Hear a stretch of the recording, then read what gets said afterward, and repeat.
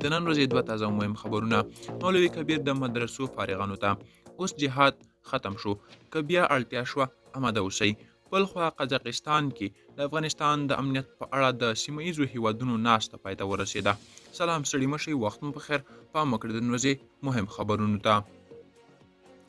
د طالبانو د رئیس الوزرا مرستیال مولوي عبدالکبیر کابل کې د ملایانو یوې فراغت غونډې ته ویلي د امریکا او ناټو تر ماتولو وروسته نور جهاد ختم شوی دی او په وینا یې د مهال افغانستان کې سوچه اسلامي نظام حاکم دی.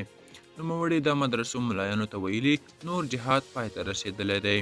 اوس د یاد نظام د ساتلو وخت دی. که د دې نظام د ساتلو لپاره بیا جګړې ته اړتیا شوه نو د مدرسو زده کوونکي باید له دې خدمت دریغ ونه کړي.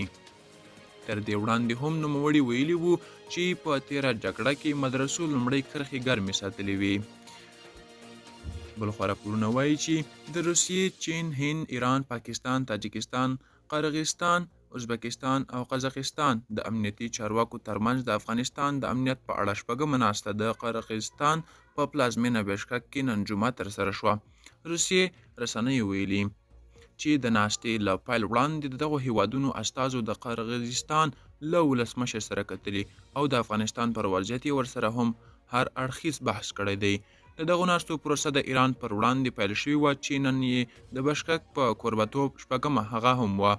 د سیمې هیوادونو د لوړپوړو امنیتي مشرانو د نننۍ ناستې لا زیات جزئیات تر اوسه نه دي رسنیز شوي او نه هم په دې اړه کوم پریکړه لیک صادر شوی دی.